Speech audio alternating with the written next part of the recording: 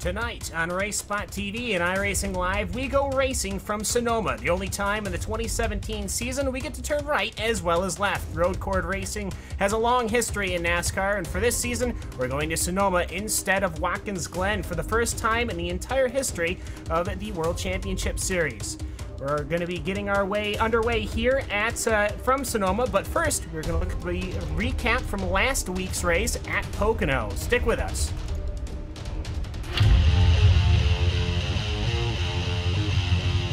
Cody Bias on the top spot here tonight as he looks for the pace car to head to pit road. Green flag will wave, and we're underway at Pocono.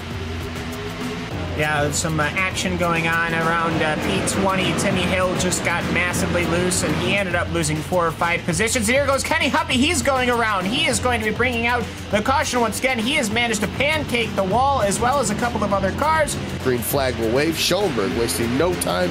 He'll clear Ottinger now before the start-finish line. Schoenberg leads him down into corner number 1. The 35 is Shearburn, as you mentioned, on the outside of that battle. And hello, Cody Bias. Bias trying to make the move behind them. It gets tight around Novak, Schmidt, and Mullis as they come out at 1. And there goes the 83 around. The 3 is going to get collected in it, and it's a big one down into corner number 2. Caution flag will fly. And so some heavy damage, maybe a little bit of contact from the 27. I don't know. He just got flat out loose there off of turn number 1. Here comes Bias taking a peek to the inside of the Pro Geek Ford, looking for the lead position on lap 63. Tucks back in behind the 55. As the battle for the lead shapes up into the tunnel turn, Schoenberg surrenders now to Cody Bias. He'll slot in line for second. Cody Bias now back to the top spot. And this battle continues to go on. Some 3 seconds back of your race leader now, Cody Bias. Just flat out gone now. Caution flag, though, flies here on lap number 89. And it looks like big problems for the 77 of Andrew Fayash and some contact. It looks like Kyle Putz. Cody Bias will look to lead the field to the green flag. Once again, a pretty dominant car for him all night long. Started on the pole. He's got the opportunity here to come out with the victory.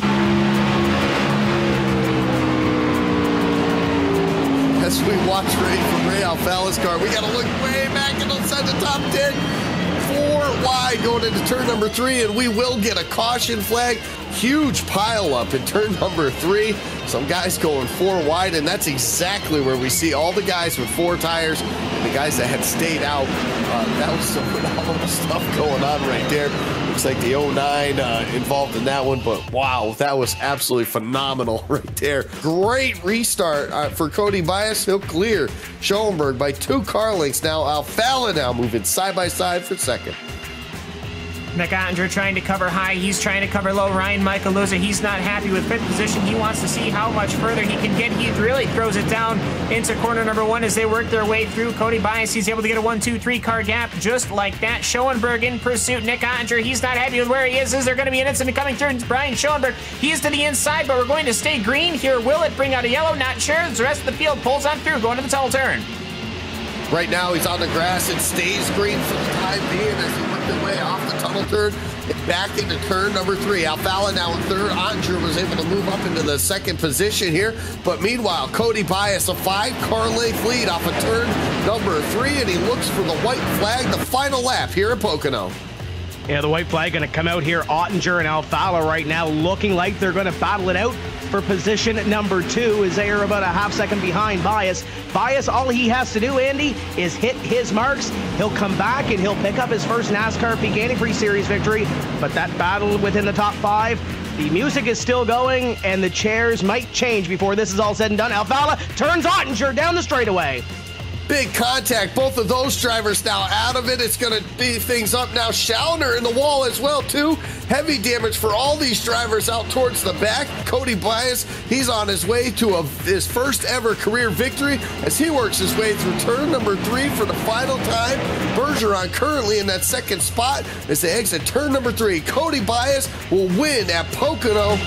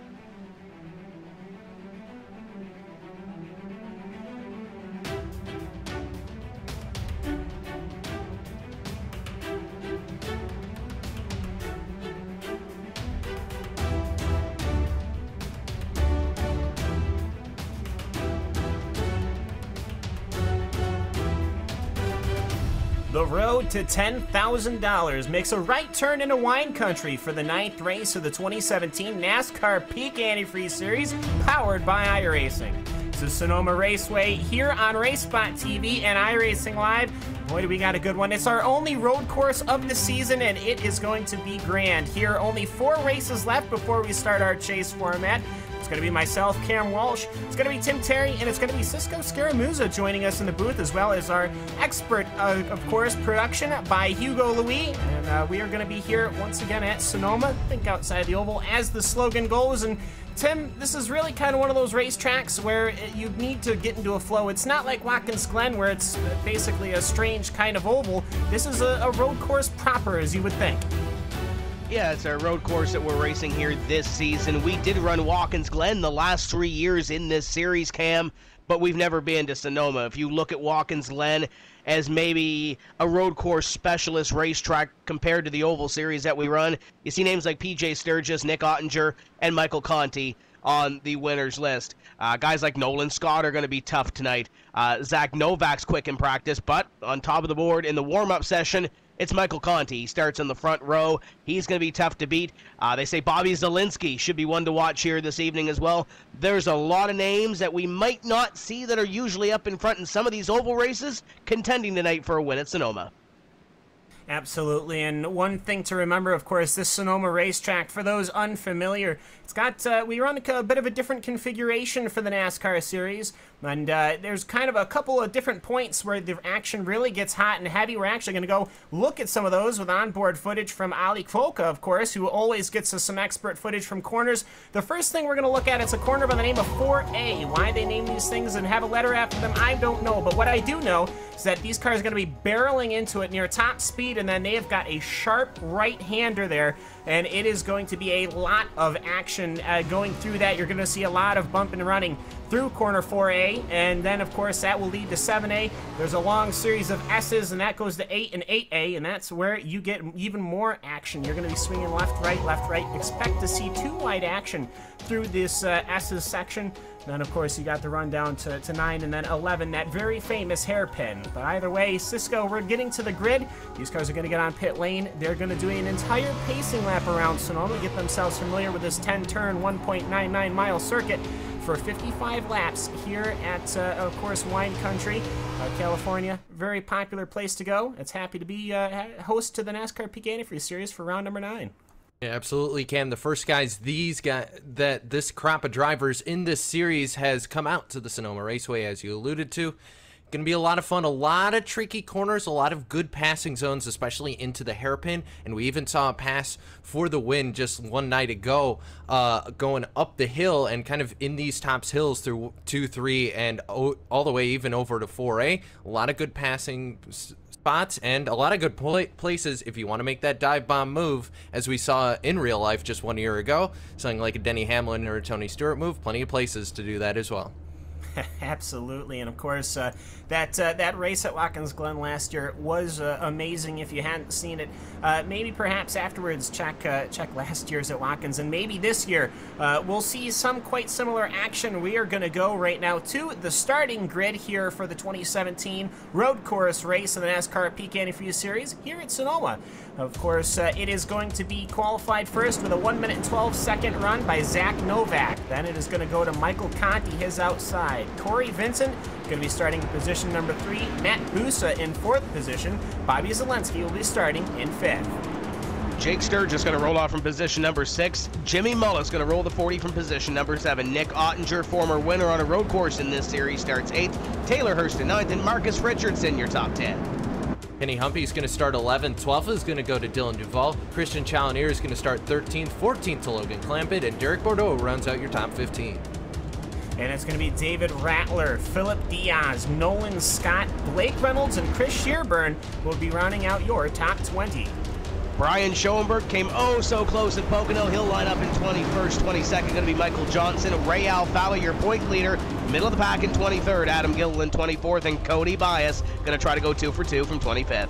Alex Bergeron, Jake Nichols, Mitchell Hunt, Tyler Hill, and Timmy Hill round out your top 30. 31st, Joe Letoretto, Trey Edson, Brian Blackford, 33rd, Casey Tucker, Will Cooley, Byron Daly back in 36th, Chandler Kreisig, Brandon Schmidt, Ryan Michael Luza did not put a qualifying lap. He's going to have to run through the field. Ryan Lowe and then Andrew Fayash, the third, our 41st car on the grid, but we're going to look to Zach Novak as he is looking at that hairpin corner. This is where all the action goes. Pace car pulls off through the pit lane, and we will see when will Zach Novak launch our round number 9. And it is going to be as soon as he clears the corner. He is off and away here at Sonoma. We are green, green, green for our one road course of the season. He has cleared Michael Conti by 2 cars, and they're heading up that very dangerous uphill corner. Now the question is, how many people make it through this corner and through the uphill section? The top 5 get single file. It's side by side, back around. Jake Sturgis. Sturgis will clear Mullis. Ottinger follows through. And everybody throughout the top 10 single file. It gets a little close around, it looks like Kenny Humpy. They're side by side behind him. It's Clampett and Challenair going side by side. And as they head through 4A right now, the front of the pack, everybody single file now into 7A, and they head towards the downhill section. The S's part, it looks like Connie got a little bit loose, and also out of line was Jake Sturgis. Got back in line, though. Everyone single file now through the S's, and they're going to head up towards 10 and 11. Yeah, everybody single file. One extraordinary long sight of race cars, 41 cars. You won't see this anywhere else other than the NASCAR Peak Antifreeze Series, and Zach Novak is the one leading it. He's got a couple of car lengths over Michael Conti in this first lap, and this is corner number 11. This is the hairpin. We'll keep an eye on here and see will anybody dump in. Nick Ottinger, he looked to the inside of Taylor Hurst. Looking back, I see Kenny Humpy. He's too wide. Logan Clampett, he's trying to hustle his way through. And Tim, that corner number 11 is going to be very important as the race goes on. Oh, Duval goes for a slide coming across the start-finish line. He's going to lose one to Chalner. It looks like he's going to lose one more to Derek Bordeaux. And he was side-by-side with his teammate Kenny Humpy that you mentioned a little bit earlier, Cam, going through that final hairpin. So Duval loses control of his car, loses 3 spots, and now he's got Nolan Scott on his back, and that's around 15th place now as they work down into corner number 4 here, or up to corner 4. This is it's going to be exciting to see in these first couple laps who can really get in a rhythm and who can really start clicking off some quick laps. And as they're running through the S's one more time, 8A, and then we go to 9.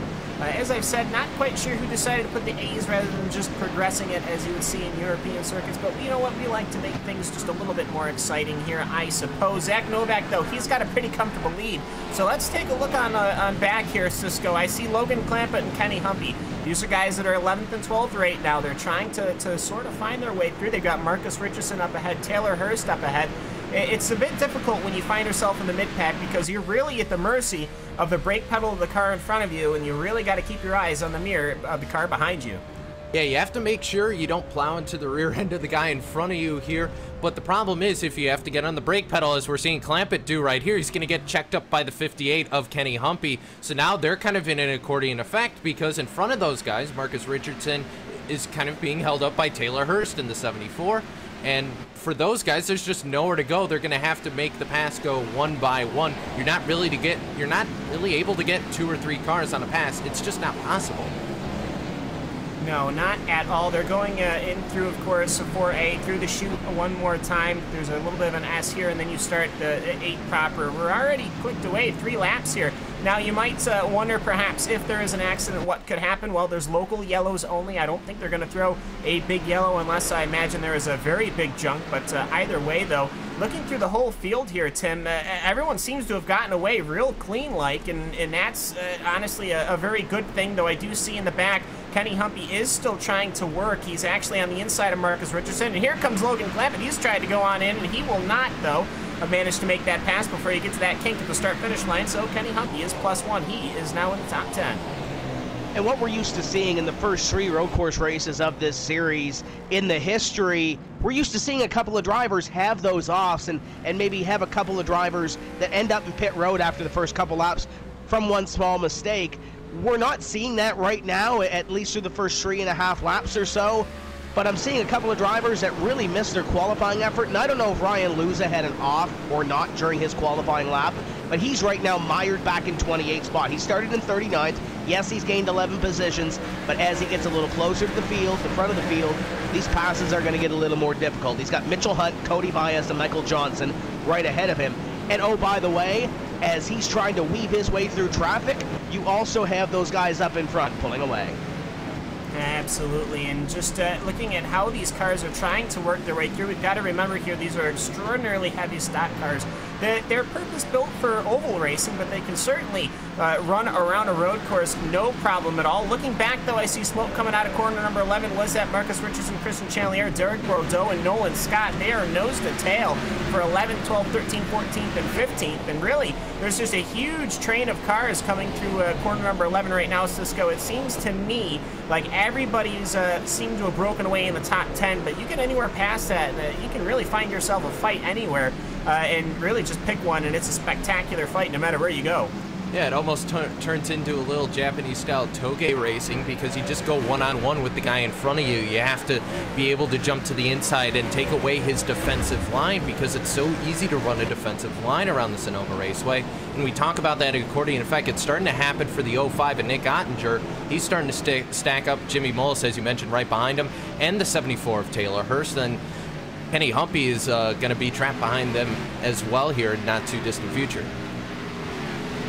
Yeah, and one thing to always remember here, these cars, they are going to start to pick up damage as we go on, not simply because of the track or anything like that, but because of how tight this racetrack can get. And eventually, I mean, obviously on lap 5, there's 50 laps to go. Nobody's really going to be leaning on anybody, I guess would be the polite term for it. But as we saw the Monster Energy Cup race just a couple of days ago, the cars were really getting torn up, and I have a feeling we're going to see that here as the cars are starting, the lap's going to dwindle down, the pit stop will come and go, and these cars are going to start leaning on one another, Tim. I can only imagine that bumper at some point might be politely used to excuse the car in front of you and try to get yourself that lead position, which was happening right now. Zach Novak and Michael Conti, they're working their way now through the chute. We're used to seeing the term chrome horn being used, and more so on a short track, but you mentioned it. I think we're going to see a little bit of it here throughout this race, and we saw it last year at Watkins Glen when we hit the road course, so keep an eye on that. And Michael Conti knows what we mean when we talk about chrome horn. He was on the wrong end of it coming to the checkered flag last season, so he's currently got Zach Novak on his bumper. Couple of car lengths now between those two as they work into the hairpin. Might be a little bit too early to use that chrome horn, but Michael Conti keeping Novak in sight, and they pulled away by over a second over Corey Vincent and Bobby Zielinski. Should mention as well, Zielinski comes into this race second in the point standings. You got to get to the top 8 to lock yourself into the playoffs. Ray Alfalo, your point leader right now, mired in 19th place.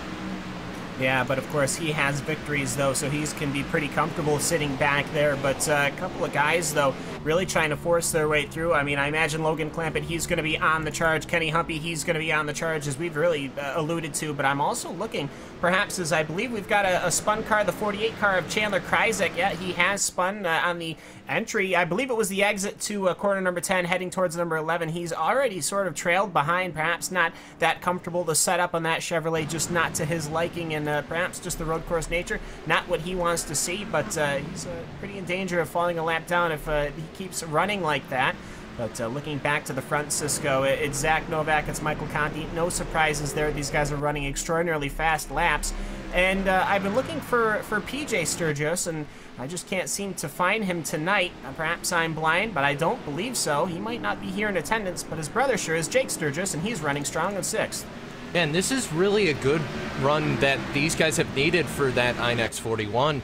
That, for Sturgis, he's had a lot of success as of late, more towards the road course types of events, and for him, he's going to be charging through this field later on. As it's so, he's got a huge gap up to Matt Busa, who's in 5th at the moment, and Bobby Zielinski, who's running 4th. Those guys all very spaced out, and then we have a battle right now. Taylor Hurst right on the back bumper of, that's the number 40 Chevrolet of Jimmy Mullis there, and they're going to start according in there. The 74 is going to look to the inside, not going to happen that time, and now Logan Clampett might get thrown into this battle as well.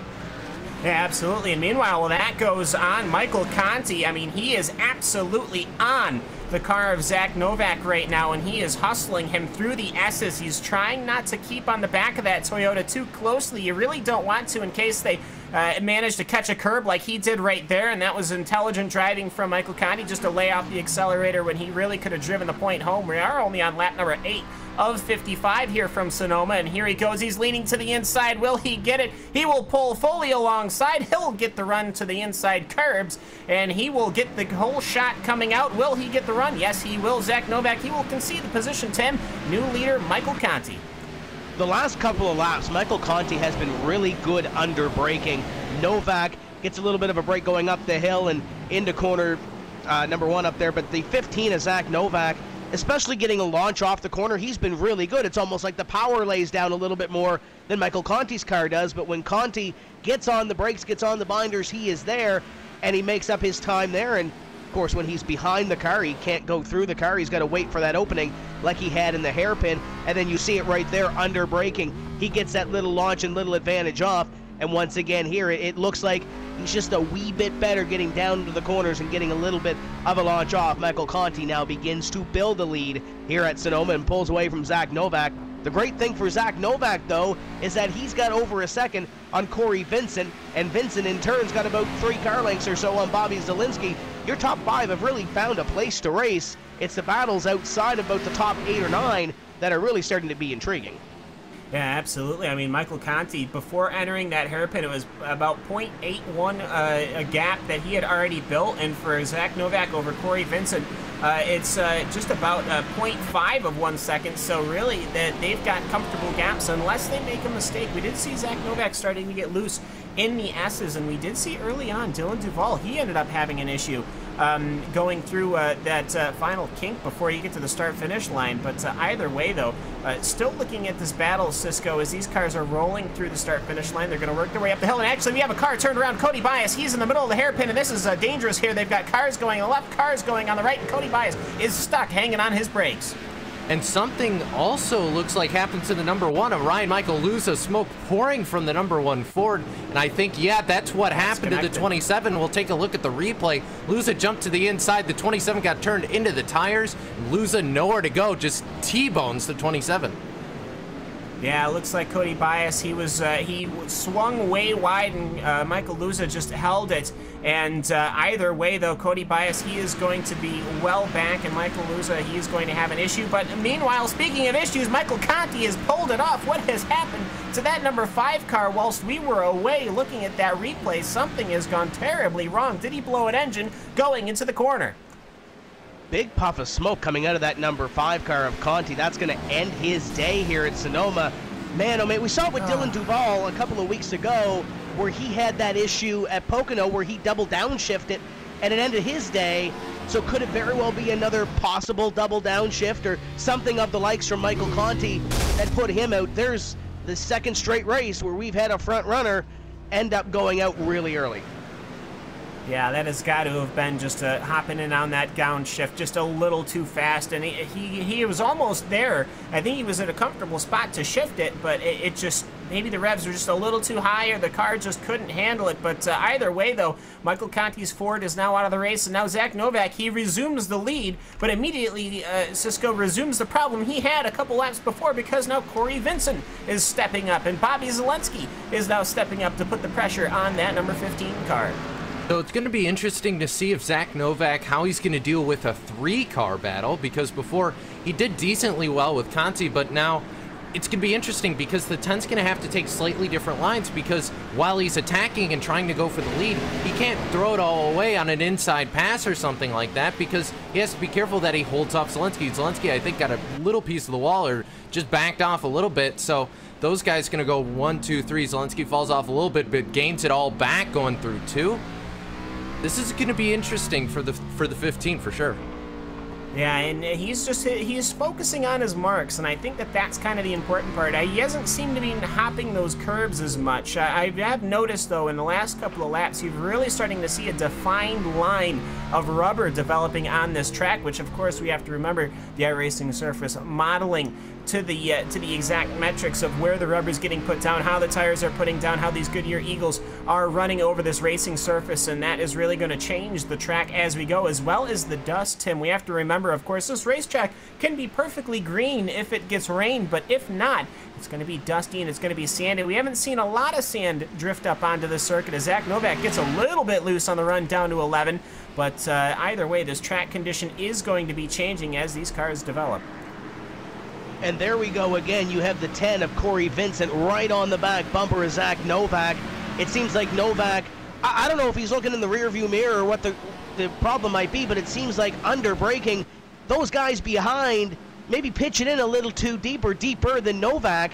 As you see right there at the top of the hill, Vincent will gain a couple of car lengths and is now within 1 car length of Novak for the top spot in this one, as Novak slides again, and here comes Vincent. Vincent looking to the inside, Novak all kinds of out of shape, and it'll be Vincent going to the lead. Here comes Zielinski. Zielinski will pick up second. Novak will fall to third, but Cam, it could have been a lot worse. That thing looked nasty. Oh, absolutely. If these things got any looser, I think if that was a faster part of the circuit, we would have definitely seen a car into the wall and perhaps coming back onto the circuit, causing massive issues for the other cars coming through. But Corey Vincent, well, that's one way to get the lead. He is now up front and running, and that is going to, of course, be exactly what he wants. That Corey Vincent car, he started in third. He is now up to the lead. And, of course, we are now going to just easily say that this portion of tonight's broadcast is brought to you, of course, by Peak Antifreeze and Coolant, the official antifreeze of NASCAR and the proud sponsor of the Peak Antifreeze series, powered by iRacing. To say it's been absolutely lovely these last 2 years covering it with them, and we'll continue here. I mean, this race, it's instantly becoming a classic here, Cisco. It's not every day that the leader and almost could say one of the favorites loses an engine of all things, and that's going to throw the field to really to grab who can really grab it as that incident is happening.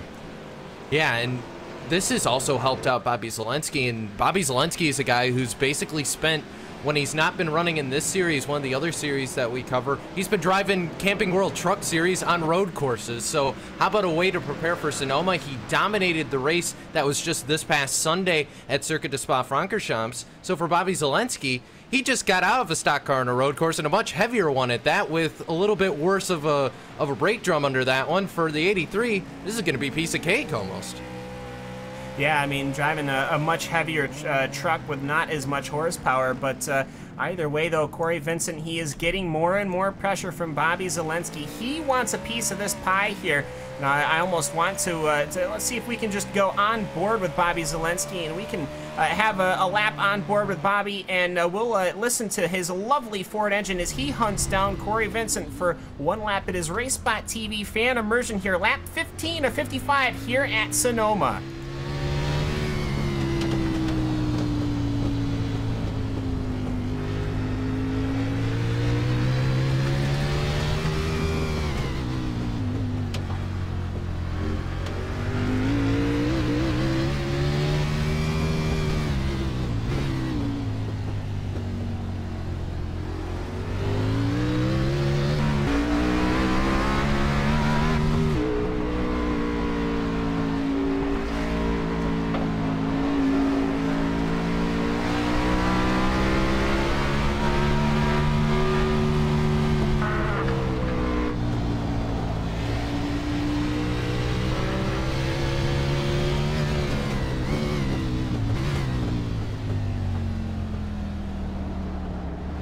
Coming out of corner number 11, Bobby Zielinski is a little late on the throttle, allowing Corey Vincent to get just a little bit of that gap. And Tim, it's great to go on board with these cars. You can really see just how much effort these drivers have to put into wheeling these stock cars around a road course, but I will say it is probably one of the most entertaining things you can do, even for a road ringer like myself. It is an absolute gem to drive these cars. It's not to say that they're bad at driving on the road courses, but it's certainly an animal.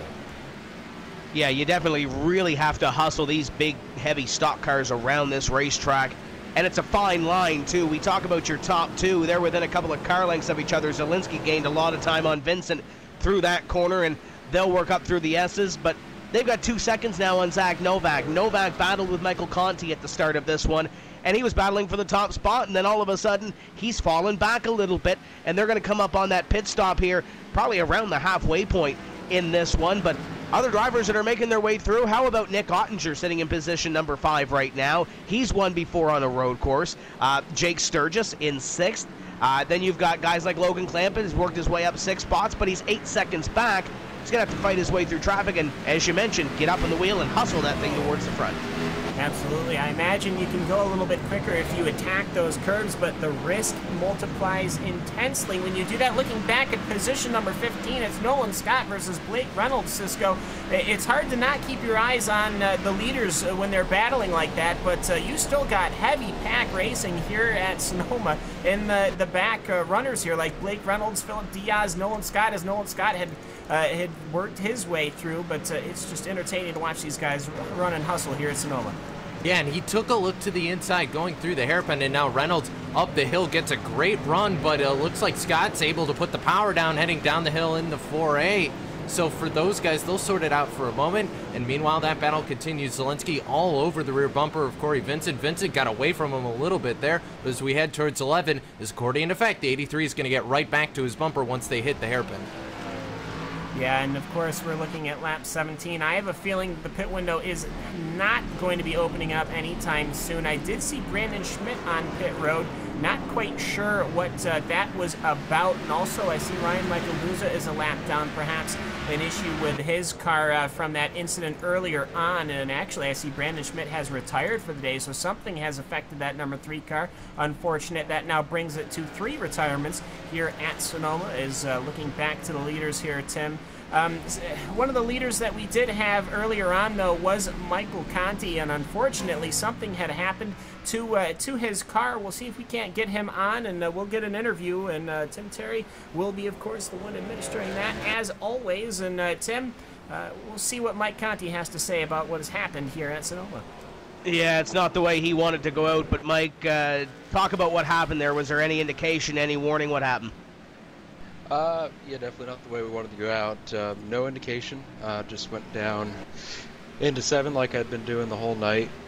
Shifted into first, pretty much where I've been shifting all night, and it blew up. So it's unfortunate. I had it happen a couple times in practice, but it was in different spots, and I had downshifted a lot more aggressively than I did right there. So I figured I had it figured out so it wouldn't happen, but it did. So it's unfortunate because I think we definitely had the car to beat with the weather the way it was, and we're pulling away there. So I hate it for Peak, hate it for Hastings, and everybody. Got a lot of help this week trying to put something really good out here because this is our best chance to win the whole year. So unfortunately that got taken away, but nonetheless, guess I have to watch the rest of the race now, Tim, along with you. Yeah, coming in 15th in the point standings, I know you really wanted to do well here, but how much is this maybe trying to get you for a motivation to try to dig here the rest of the season, try to get up into that top 8 in these last 3 races? Well, I was definitely hoping that tonight would either be a win or a really good finish to get a little bit closer to 8th, because we had a lot of stupid things happen at the beginning of the year, some out of our control, some were just mistakes on our part, and we were only 40 out or so. It was definitely we could have made it up if we would have had some luck and some good finishes. But with this happening tonight and finishing probably 40th or so, I'd say the chase, or playoff, whatever we call it now, probably not going to happen. So at this point, we're just going to have to run as hard as we can the rest of the year and try to pick up a win and just finish strong, I guess. And before we let you go, we haven't really talked a whole lot about the team shifting back and forth. You're now with Brian Schoenberg. Brian's road course prowess might not be as strong as yours, but are you going to be on the radio trying to coach him through here, currently running in 20th? Yeah, definitely. Yeah, as bummed as I am right now, and as much as this really stinks, if you will, you know, Brian is still my teammate, and he deserves support at this point because he's also trying to get into the series next year, so he's got his own goals that he's trying to achieve. So I'm going to do the best I can to coach him through this and hopefully keep his head screwed on straight. I guess just enjoy the rest of the race. So it's going to be a great race. It looks like Zelensky and Vincent are pretty close with speed, so depending on how the strategy works out, they're probably going to be really close at the end, so it's going to be fun to watch. But I'll definitely keep an eye on Brian and try to get him a decent finish, and we'll just chalk this one up to just a really crummy year, and I guess we'll move on from here. Zielinski is on pit road. Second place peels off. Mike, we wish you all the best. We'll see you in a couple of weeks in Loudon. All right, thanks, Tim. There you go, Cam. Bobby Zielinski was pressuring Corey Vincent, and now he takes the opportunity at the end of lap 20 to come down onto pit road and surrender what is second place. And as Conti mentioned, Vincent and Zielinski have been close in time. So does this force Corey Vincent's hand like we would see on an oval, or does Vincent stay out for a few laps? Not quite sure. We'll have to see just how these tires roll, how these Goodyear Eagles wear off. I imagine they go pretty quick here. It took 24 seconds for Bobby Zielinski to just get to his pit. That is how long the pit lane here. He's got to go all around the hairpin. You got to go all throughout that entire back stretch, really, the entire start-finish line. He will come out behind the the position 24 car of Jake Nichols, and he'll already be alongside, and he'll pull his way through. I have a feeling Jake Nichols understands, well, Bobby Zielinski's going to be going through regardless of where I'm at, so I might as well not necessarily make it easy, but there's no point in risking the car. And also I'm seeing sands start to develop on the track, Cisco, and that could start having an issue when people are going 2x2 like that, where somebody could end up finding themselves spinning out. Yeah, there's a lot of sand on the track, and there's also a lot of rubber down in 7A. There's a big, where these guys have been doing a lot of braking and a lot of lockup as Mitchell Hunt just goes through there at the moment. But, as this track is going to change as they're going on, and it's definitely going to evolve to these guys to the point where they're going to have to start having to take different lines through these corners. And with pit stops coming up shortly here, Cam, this is now the strategy comes to the fact where we saw our leader head down pit road of the number 5 of Mike Conti. So now Nick Ottinger has the lead for the moment, and Matt Busa not too far behind him. How long do they stay out there? Because if they stay out too long, they're probably going to lose out to the short pit, and they're going to lose out on those old tires. Yeah, Corey Vincent, meanwhile, has come in. He had been on the pit lane for 40.4 seconds. Bobby Zielinski, 40.5. And where is Bobby Zielinski? Oh, only about 2 seconds ahead. So, Tim, it looks to me like pitting a little bit earlier ended up paying off as Bobby Zielinski, he's not even on his full run lap yet. He is that was his first out lap. This is his first lap at speed, and he already built a 2-second gap when they were running nose and tail. So Corey Vincent, he is not only going to be losing the provisional lead, but he's going to be losing quite a bit of time as just the battle for position number 15 is still kicking off here as they are now starting to work their way towards the hairpin. Zach Novak in the 15 car on pit road now. He was third before he surrendered that position to come on, but he had been passed by Nick Ottinger and Matt Busa. That's how much the pole sitter has fallen off. He's going to head down and get service on his race car. Ottinger and Busa stay out. Jake Sturgis will work his way to position number 3. Chalner will fall into position number 4, and it looks like Jimmy Mullis in the 40 will also be on pit road on this exchange along with Novak. So the leader's starting to come on to pit road and taking the time to shift the lineup a little bit up in front. Ottinger staying out, getting a bonus point. Great to see him out there. Matt Busa, second place, still trying to get up there and possibly lead a lap as well. Busa comes in the 19th place in points. When Conti mentioned Schoenberg trying to stay in this series for the next season, Matt Busa is one of those drivers that really needs a great run here to not only put up the chase expectations, but try to stay in the series as well for next year. Yeah, absolutely. I mean, everybody with this chase format, it really starts turning into, you really got to start pushing that envelope. As Zielinski, his first lap time was in. It was a 1:11.3. His fastest lap was the second lap of this race in a 1:11.1. So he is right on the ball as far as lap times go. So he is on it. He will be having an opening track. Everybody coming into pit that hasn't pit previously, which means it is going to be just Nick Ottinger, Matt Busa, Jake Sturgis, and Christian Chalnier are the only cars that have yet to pit, including Michael J. Johnson, who has already been passed by cars that had previously pitted, Bobby Zielinski and Corey Vincent. But either way, I mean, Cisco, these cars, they've gone through the pit lane cycle, but it's only in the early 20s. We've still got another 40 laps, well, about maybe 30 laps to go here, and it is 30 laps to go. I can do math, really. I'm from Syracuse. But it's almost getting to the point where they're coming in a bit early if they want a one-stopper. I'm almost wondering if some of these guys are planning on getting another pair of Goodyear Eagles at some point. And we've seen that case work at Watkins Glen the past, as Jake Sturgis going to head down in the 41. Looks like all alone for the moment, but we saw those guys elect to do 2 tires so that they can get the uppercut or the cut ahead with those fresh tires. But with Sonoma the way it is, and since it's so much harder to pass here than it is at Watkins Glen, I don't think I really buy the 2-tire or the 2-stop strategy here, Cam, because you're going to be so far back in the pack that it's going to take you so long to get through everyone. You may as well stay on the old tires and just try and stretch it.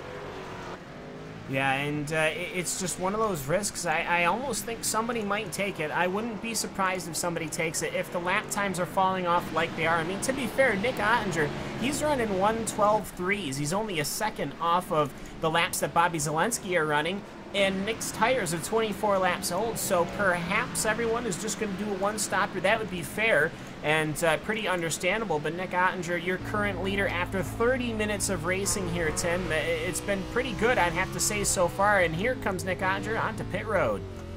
Ottinger is going to come onto pit road. Busa is going to stay on the racetrack, so the 34 will lead lap and will lead lap number 25 on the racetrack. Looks like the 78 car will also peel on to pit road. Chalner will come on, and Jake Sturgis will still work through the S's and up through all the traffic and what have you. So it looks like Busa will be your leader.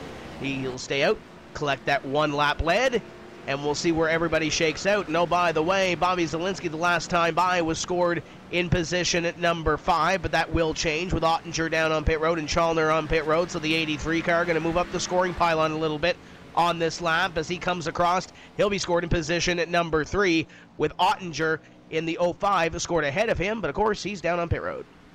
Yeah, and he's got his tires off and away. I don't think anybody has taken 2 tires. No, that is confirmed. I don't see anybody with a pit stop under 13.9 seconds. So that means everybody is on 4 tires. Nobody wants to risk it. And of course, as we enter the next phase of this race, this portion of tonight's broadcast is brought to you by Herculiner Truck Bed Liners, the official bed liner of NASCAR. Of course, we're happy to have them here in this middle segment. And as we enter the middle segment here, we're actually going to start looking into as Matt Busa will come in and he will finish, finally, the entirety of the pit lane stop cycle. I'm sure there's a couple of cars that are still hanging out there, but pretty much everybody that's up front and running has now come into pit, and we're actually going to start taking our look through our mid-race report here, live from RaceSpot TV and iRacing Live. It's pretty straightforward, I have to say. Bobby Zelensky, he's pushed his way up to the front. He started in 5th. He is now going to be assuming the lead because Matt Busa's on pit lane and Nick Ottinger has already pitted. So Bobby Zelensky is now going to be your leader as we close out lap number 27. Corey Vincent, though, not that far behind. He was the leader, but what ended up happening, though, just 1 lap earlier, Bobby came into pit. Now he's got what appears to be about a 1.3 second lead as we're closing on lap 27. Nick Ottinger, he will be in the 4th position. Zach Novak, he was our pole position runner, and he is now in a heavy fight with Taylor Hurst and Jake Sturgis, who had all come in at all sorts of different times. I mean, each one of these guys had come in at a different pit stop, and yet they're all running together, which goes to show that perhaps coming in at different times, not that meaningful. Matt Busa, though, he'll come out just behind Jake Sturgis, so he will be in P8 once we get around. P9 is going to be Logan Clampett. He's running fairly well. He's moved himself up from 14th. And Jimmy Millis will be in the 9th position. Christian Chalnier will be in 10th. And when you look at these drivers that came off of pit road, Cam, we mentioned Zelensky and Vincent. After the lap that they both came off pit road, it was about 2 seconds between the 83 and 83 back to the 10.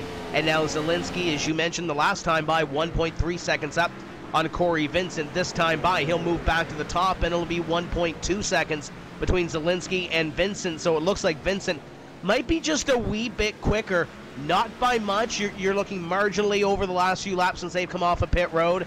Looks like Zelensky will come up on some lap traffic this time. It's Trey Edson in the 24. That'll go a lap down. Looks like Trey sporting a little bit of damage to his 24 car. With ease, Zelensky makes the move, and now we'll see the 10 of Corey Vincent and the Herculiner number 10 go up and put a lap on the 24. So we'll see how this run shakes out, Cam, but Corey Vincent over the last few laps has been just a little bit quicker We'll see if he can catch Bobby Zielinski up in front. Zielinski's got that clean air, and he's got the lead position. Yeah, and of course, running through that top 10, well, I would say it's ever-changing, but these guys have been pretty solid with how they have been running. And just looking through it, we have one car off. It was the 7 car. Looking through, it looks like that's Ryan Lowe. He's had an issue. We'll see if we can't get a replay here on RaceSpot TV. Hugo Louis, the sharpshooters with the cameras. He is going to be bringing it to us for sure. And is it as simple as it looks? Well, Cisco, it looks like he just lost the rear and, well, got off and started to go right into that tire barrier. That thing started just 10 feet earlier, 10 feet later, would have been fine. Yeah, that was a huge hit for the 7 of Lowe, and another driver here who's looking just to find some sort of luck to be able to stay in this series for next season. Sadly, it doesn't happen here at Sonoma Raceway, and they had to tow that Dracon Tech designed Chevrolet back to pit road. Night done for Ryan Lowe. But as they sit right now, Bobby Zielinski has to start looking in the mirror a little bit because Corey Vincent really isn't that far away from him. Better be careful here, doesn't get too far ahead and burn up those tires.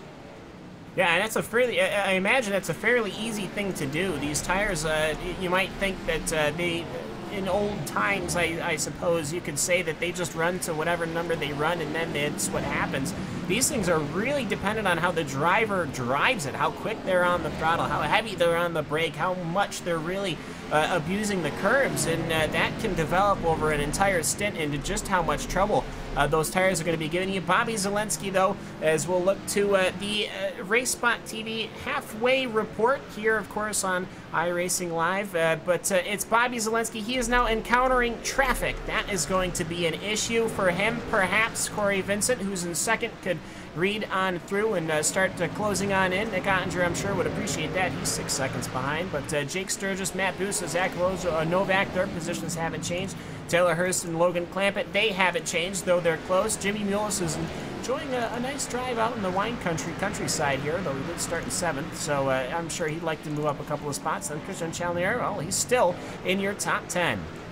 The guy that started off the season with a win, Derek Bordeaux, runs in position number 11, and he's got a little bit of pressure behind him from Kenny Humpy. Humpy's been trying to reel him in position number 11. Currently running in 12th is Humpy, and he's actually got 5 seconds on the next driver for position. His teammate Dylan Duval in 13th place. Marcus Richardson just behind him in 14th, about a car length back.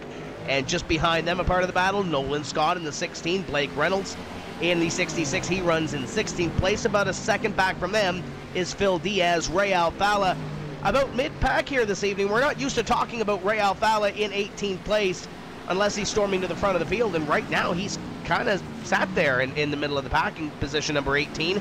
Alex Bergeron in 19th place, just behind Ray Alfala, and about 5 seconds behind them, 36 seconds behind the leader, it's Chris Shearburn. And Brian Schoenberg is running 21st right now.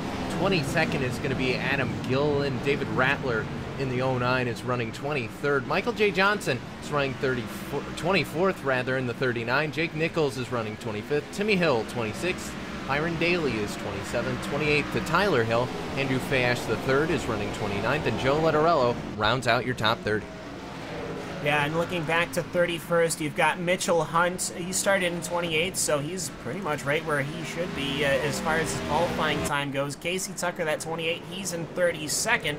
Brian Blackford, he's a ways behind, and right here, the right where this line is the gap between where the leader is, because here comes Bobby Zielinski. He eases onto the inside, no problems there, as Casey Tucker gives him plenty of room as they're going through corner number 11, actually. So actually, it was Corey Vincent who is going on through, but either way, Casey Tucker, Brian Blackford, Will Cooley is in 34th, Trey Edson in 35th, Chandler Kryzak, he's the one who spun earlier. He's still only got 1 lap down. Anybody has an issue, he'll get right on by. And then, of course, you look back, perhaps 37th, Ryan Lowe, he's a retirement. Ryan Michaeluza, in early retirement. Brandon Schmidt, in early retirement. Michael Conti, whom we'd interviewed some time ago, but he had lost his engine. And, of course, Cody Bias. I'm not even sure if we saw what ended up happening to that 27 car. I feel like we did, but either way, his day was done. I believe that he had the incident with Ryan Michaeluza going into the hairpin. So that rounds out your entire 41 car field. we've only got the 5 retirements, Tim, but you know what? For a road course, that's not bad. It's not bad, especially with the attrition that we've had in the early portion of the race. We're used to seeing a lot of guys out lap 1, lap 2, having a little brain fade or having a little off and being out of the race on the first couple laps. But speaking about the first couple laps, we're starting to see a battle here for the lead position. Corey Vincent has run down Bobby Zalinski and is now on his back bumper looking for the top spot here on lap number 33. Zalinski and Vincent up the hill, and they'll do battle once again. They have a 5-second lead on Ottinger, and then it's another 5 seconds back to Sturgis. So closest battle within the top 5 happens to be for the lead position, as Zalinski has company in Corey Vincent as they work down towards 4A. Yeah, and we are closing now on lap number 34 when they come around, so we're definitely in the waning hours of this race, and things are tightening up. That's exactly what you want to see. Zalinski, I don't think he's going to be looking in his mirror with how he had moved his way through the field. He's got a couple of lap cars up ahead, but you got to remember, these cars are all fighting for position. I mean, looking at Andrew Fayash, who started in at 41st, he's up to 29th, a great run for that 77 car, as Joe Letterello and Mitchell Hunt are all hounding behind, and they get close through that S's section. That could prove difficult because Zalinski, he's going to have to find his way through. You know, going through the slower lap cars, perhaps the cars that had spun earlier on, or the cars that know that they're not closing in on the cars in front, that make it a little easier for the leaders going on through. Cisco, I have a feeling that door is going to get a little bit more closed as you start getting into the point where these guys are not just fighting for position, but they're starting to fight for points. And we have to start to wonder, Cam, how many of these guys are going to try that two-stop strategy and get those fresher tires, and how many are going to try and stay out on the old rubber and try and survive out there. So I think for Bobby Zalinski, it may not be a bad. I mean, he's sitting first right now, but the problem is he's coming up on lap traffic here, so he's going to start getting held up by that. In front of him is Mitchell Hunt, Joe Letterello, and also Andrew Fayash. So that's going to be 3 cars that he's going to have trouble probably getting past, and that's just going to allow Corey Vincent to reel him right back up. So if I'm Corey Vincent and I'm the 83 Zalinski, those two probably going to be on whatever strategy they're running. I would have to think same strategy nonetheless. You don't want to lose sight of that leader. Yeah, and looking right now at this battle for position number 6, it's Zach Novak, who had qualified first. He is in a dogfight with Taylor Hurst as they're running through. Hurst seems to have the speed through the S's and pretty much the entire first sector of the track. But Zach Novak, he gets a little bit of a reprieve, but Taylor Hurst so very late on the brakes. Will he cut in? Yes, he will, as he gets room. Zach Novak gives just a little bit of room, and Logan Clampett was looking a little opportunistic, but Tim, he really could have closed the door on Taylor Hurst, but Novak elected not to, and perhaps now because he is the one who is looking to perhaps get that fight back, and it's going to be a fairly straightforward affair, but even these guys are starting to have to deal with lap traffic. And keep a half eye on the leaders as well. They just hit some lap traffic. Mitchell Hunt goes 1 lap down to Zalinski just in front of the leader. It's going to be Letterello and Andrew Fayash the third. So we'll see how Zalinski can get through traffic and how Vincent can get through traffic. It looks like Vincent might have got hung up a little bit with Mitchell Hunt. He's going to have to reel back in Zalinski as he's got those other 2 cars just ahead of him as they work through the S's. So Zalinski currently doing well in lap traffic. Corey Vincent had to let out the throttle a little bit as he was battling with Mitchell Hunt. We'll see what happens here and what transpires through the hairpin as they come down to complete lap number 35.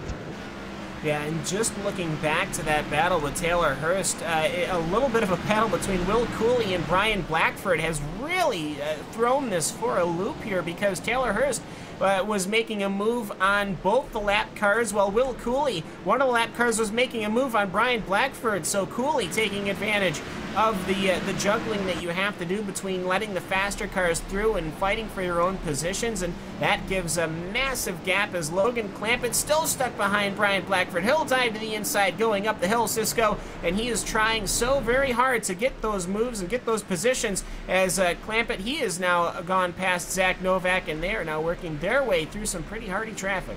Yeah, and Clampett actually pinned the 22 of Blackford off to the driver's left side, and it allowed Zach Novak to sling by as well. So for the 44, he's gaining positions, and he's not doing it very, very calmly as that 44. It was a little bit of a dive bomb up the hill that made it happen, and now the next driver in his sights is the 25 of Will Cooley, as you said. So for Logan Clampett, he's going to try, I'm thinking maybe turn 11 if he gets a good run here, which he got a decent run through there. And now they're going to head up to the right-hander on the approach towards 11. Right on the back bumper is the 44. Ooh, 25 got a little bit loose, and the 44 going to go to driver's left. He'll pass him there easily. Will Cooley, the lap down car, just surrenders the position to the 44. Yeah, and Brian Blackford, who had seen this, he's the one that he was fighting for position. He locked him up super early, and he coasted through way past the apex. So that car not doing too swell. Perhaps the tires are starting to yield under the pressure of having to work these cars in traffic. Looking a little bit forward, though, I see Nick Ottinger. Ottinger, he is getting stuck in his 05 car. Massive tail sliding. This is the third time I've seen him slid since I've been watching. He's gone on the inside of Mitchell Hunt, who's trying to hunt down Joe Letterello. So he is trying, but Ottinger, those rears are starting to give out, Tim, and I'm starting to wonder perhaps, I mean, the lap times are there. I don't think the lap times are really the concern. It's the control that these tires are really what's giving you. And when we look back to Ottinger about 5 laps ago, he was about 5 seconds behind Zielinski and Vincent. And yes, Zielinski and Vincent have to pass those lap cars that Nick Ottinger just did. He'll work up on Andrew Fayash III. But I think Ottinger may have got hung up a little bit with Mitchell Hunt, caught him in the wrong place, and might have lost a little bit of rhythm. He's got to get back into it and try to really set himself up for these final few laps, as we are less than 20 laps to go in this one. And if you are Nick Ottinger, we've seen it before at these road courses in this series. You have to hit all your marks to make sure that you get up to those leaders, especially late in the race, because if you have one small little off, you dip a couple of wheels off, and it could end up being the race for you if you're trying to catch these guys here. Ottinger currently in third. He's got about 4 seconds to catch those top two. Yeah, absolutely. Gaps in lap times incoming. Top 5. It's Bobby Zielinski, his number 83 car. His last lap was a 112.541. Corey Vincent, a 112.8. Nick Ottinger is in third, a 112.9. And then you've got Jake Sturgis and Matt Busa, both hitting 112.5s, so they're running lap times that are just as fast as the leader. The problem is that they're 11 seconds behind them, so it is quite the gap. And of course, this traffic is really starting to affect Bobby Zielinski. I see issue left, issue right, issue left. Just once again, he is getting slowed up. Let's take a look at his lap time as he crosses the start-finish stripe, which is just after that kink in a little drag race, a 112.7. Whereas Corey Vincent, a 112.6, so both cars getting stuck in traffic, Cisco, and it's only getting worse from here as I see a car off the track. Chandler Kryzak up ahead, the 48 car. He's off track, but he'll be on plenty of time, though, before anyone gets to him. Yeah, and Zielinski has 2 cars left in front of him that he has to pass before he has a brief respite. It's going to be the 06 of Byron Daly and also Timmy Hill in the number 4. Zielinski going to try and jump to the inside of Hill here. It's going to work. He's going to pinch the 4 up to the outside line. And what's the the biggest problem with Zielinski getting through this lap traffic is because, well, they're all fighting each other for position. 28th, Tyler Hill's behind Corey Vincent at the moment. 27th is Timmy Hill, who's kind of splitting the leaders at the moment. And then Byron Daly is 26th in front of these guys. So they're not going to lay over very easily because they have to worry about fighting each other for position. But now Daly going to go to left, and he's got a decent gap on Zielinski, not going to give it up easily.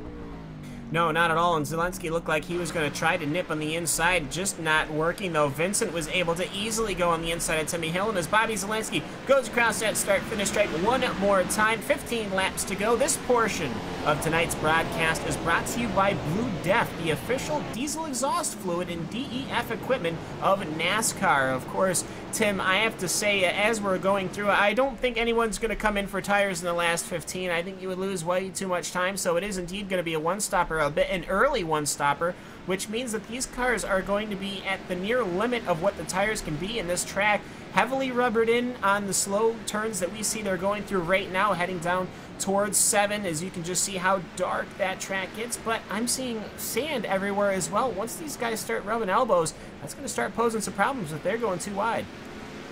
And I think if Ottinger can get up on the wheel here in these last few laps, he might be able to catch at least Corey Vincent. Not sure about Bobby Zielinski, but Ottinger on the other end of it too is your leaders catch these lap cars. seems like Ottinger's having more issues with them than Zielinski and Vincent are having. Seems like they're rolling over a little easier for Zielinski, a little less for Vincent, and then Nick Ottinger seems to catch him at the wrong time as he goes to the inside on the hairpin on the number 9 of Tyler Hill, the 4 of Timmy Hill right in front of him, and then it's Byron Daly just in front of him. So Ottinger never had any issue with the 9. We'll see if the 4 or the 6 become any sort of issue up the hill. Well, I mean, it almost looked like Timmy was trying to really help him go by, but I can also see him almost, I don't want to say begrudgingly, but he goes, well, I'm right in front of Byron Daly, who I'm racing against here, and I'm a little bit faster than him. I mean, he ran a 1:13.9 that last time Timmy Hill did, and Byron ran a 1:14.7, so almost an entire second faster, so he's starting to go, all right, like, I'm happy to help you go by as Hill, see if we can let him go to the inside. It's so very close. This is almost racing rate at this point, and Ottinger, I'm sure he's getting frustrated, but at the same time, he's got to understand, Timmy Hill is really trying to hunt down Byron Daly, and he has the lap times in his favor. But meanwhile, this is just letting Zielinski and Vincent pull away Cisco as the laps are ticking down here at Sonoma. Yeah, and Ottinger's got to be furious at this point. Finally going to get a decent run through 10 up to 11. Finally gets by Timmy Hill and makes sure that pass is done. The 06 locks it up in front of Ottinger, so nowhere to go for the Ream Camry at the moment. Ottinger now stuck behind Byron Daly. At least he only has one car in front of him, but all that traffic basically put Vincent in a bit of a box because he's 1.9 behind Bobby Zielinski at the moment. He has to chase him all the way back down, and Zielinski really only has one lap car in front of him for the moment. The next car up the road from, and that's Chandler Kryzak, the first car in front of him. Jake Nichols is the next guy up the road, and he's already through the S's at this point. Yeah, meanwhile, Matt Busa, he went to the inside through the hairpin. He had gotten position number 5 away from Jake Sturgis, so Matt Busa, he started in 4th. Well, put him back into 4th, but this is the interesting thing, though. He is running on tires that are 15 laps old. Jake Sturgis on tires that are 17 laps old. Your leaders, 21 laps they have put on their tires. I mean, together, that's 5-6 laps pretty much. Matt Busa has on the field. He pitted very late, and I was wondering perhaps that was a little too late, but obviously not. Busa's right where he started, but Tim, he's in the position where his tires are just a little bit newer. And we'll see if perhaps that could pay off as he's starting to track down through a couple of lap cars. He's got a gap, but my goodness, he's got the time to hurry it up and start catching. And when you look up through here, you have Matt Busa running in position number 4, yes, pulling away from Jake Sturgis. But you look at the gap between himself and Nick Ottinger, and I think Ottinger might have had an off in the last lap because he is back behind the traffic that he just passed, and he's now 8 seconds behind the leader. So I didn't catch it, Cam, but I think Ottinger might have had an off in the last lap because he's now mired back in the same traffic that he was 1 lap ago. So that might negate Ottinger's run towards the front. But Zielinski and Vincent, looks like they might settle it amongst themselves now. I don't think they're going to have any pressure from Ottinger unless he can get up on the wheel in the next 12.5 laps.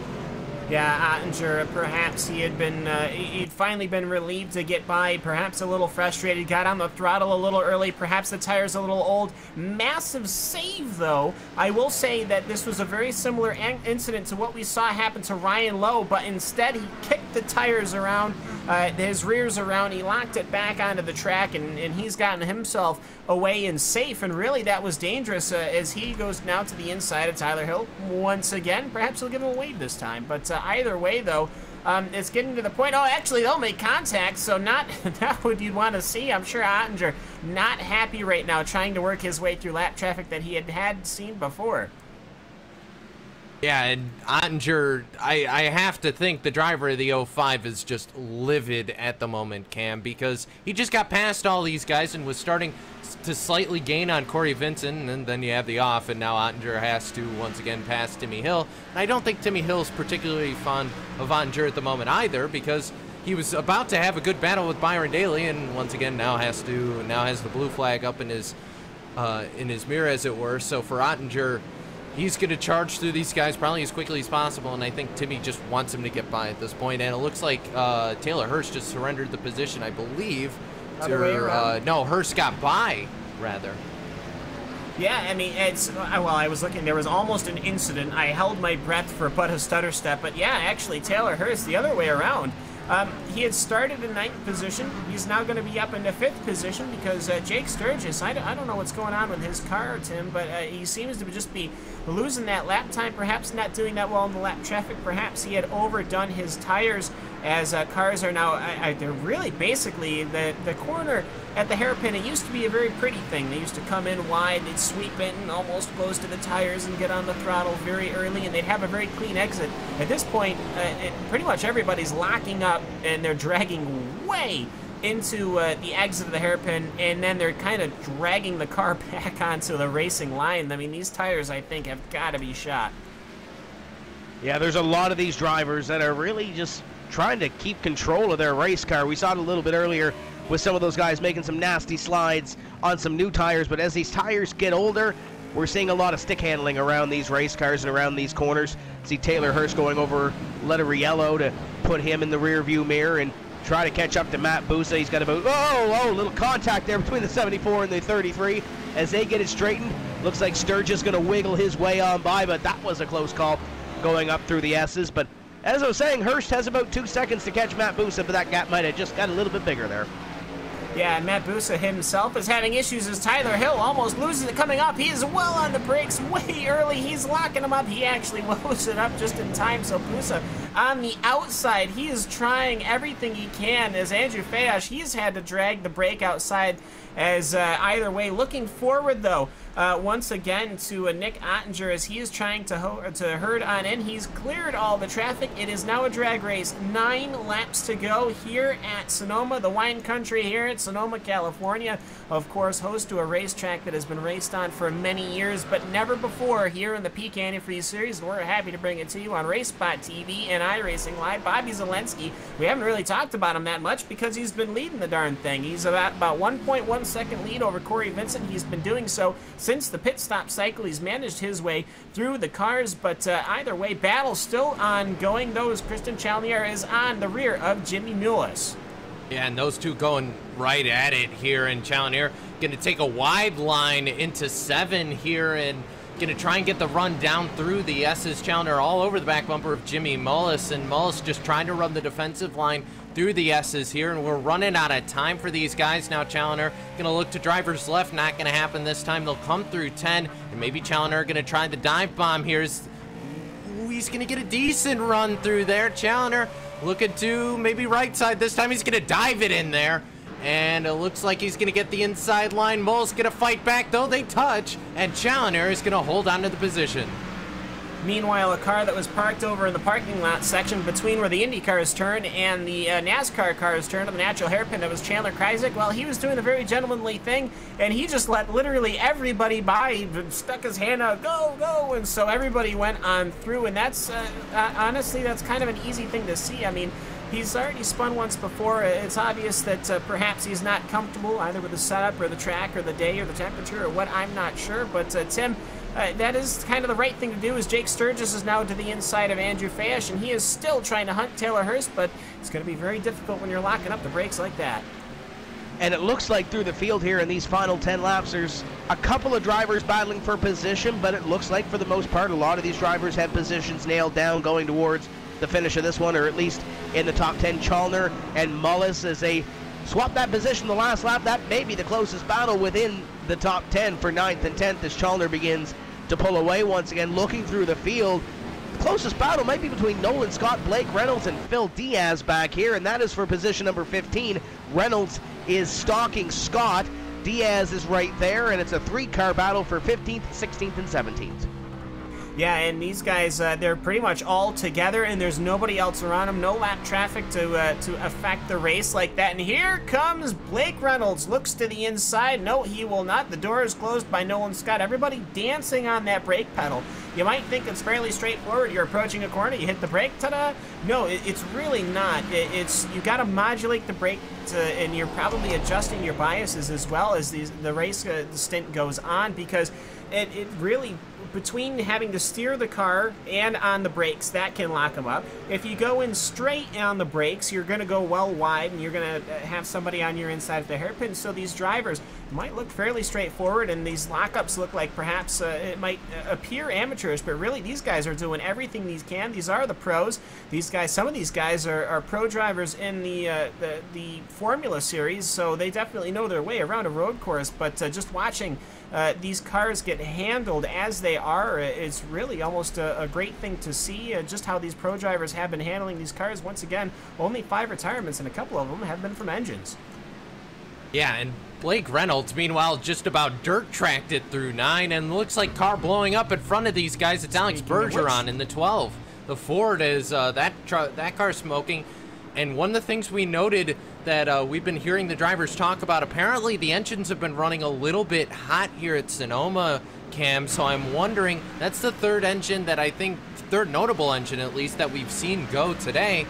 Just something maybe in the back of the mind for Bobby Zalenski. You don't want to push the car too hard, but he is pulling away 1.78 as Reynolds and Nolan Scott continue to battle, and Reynolds gets a good run up the hill.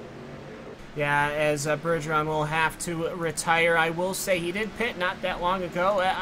Well, I can see perhaps why it's getting warm, but it's 75 degrees Fahrenheit in the air, 79 degrees on the track surface, so really the temperatures aren't even that bad here in California. But either way, though, we're on lap number 49 out of 55. Bobby Zalenski, he's going to pick up lap number 50, and he'll head his way through. It's Bobby Zalenski, it's Corey Vincent, and it's Nick Ottinger, and they all literally ran pretty much the exact same lap time. It'll go to Nick Ottinger by 1,000th, well, actually about 100th, I guess I should say. My measurement's gone the wrong way, but Tim, these 3 front cars are running pretty much the same lap times, and the rest of the field seems to be trying to work their way through here. Most notably, I see the battle between Jake Sturgis and Logan Clampett, though. Yeah, Jake Sturgis and Logan Clampett battling for a position, and they're working through some lap traffic as well. Sturgis has Hill right in front of him. And this is the same group or so of lap traffic that Nick Ottinger had some issues with. Taylor Hirsch just in front of them, trying to put the 06 of Byron Daly in the rearview mirror. He'll go underneath and do just that. But now Sturgis has Clampett to the back bumper. So this might be a battle for 5th before this is all said and done. Boost is only 2 seconds ahead, but they're going to come down this time and see 5 laps to go. You mentioned Ottinger just a 10th faster than Zalenski and Vincent, but he's also 9 seconds behind. A 10th a lap. Usually on an oval racetrack when everybody's a little bit closer, does you a little bit, but right now, if you're doing a 10th a lap and you're 9 seconds behind, it's not going to help a whole lot. As Sturgis pitches it in underneath the 4, the 44 of Clampett is there. I think Clampett might have an opportunity to challenge for position number 6, and if they can get on their horse, he might be able to get 5th, but wow, the 4 car of Hill, the 41 of Sturgis, nearly had a moment coming to the start-finish line. Yeah, and they're still trying to get around that lap car of Timmy Hill. Meanwhile, actually, they're going to force their way around the car. And actually, there's an incident coming up the hill. Actually, Timmy Hill not happy with that one. Sort of leaned into where Logan Clampett's car was trying to force his way through. I don't think the cars are damaged between the 3 of them, but either way, a little bit of drama, but the cars are going to space themselves out, which is going to give us enough time to look at Blake Reynolds as he charges up the hill. Nolan Scott is going side by side, and Philip Diaz is looking alongside. They're going 2 by 2 up the hill, and they're going to work their way through the gears one more time here at Sonoma. And Cisco, this is the kind of racing we like to see as they're working their way through. Nolan Scott, he'll push his way to position number 15.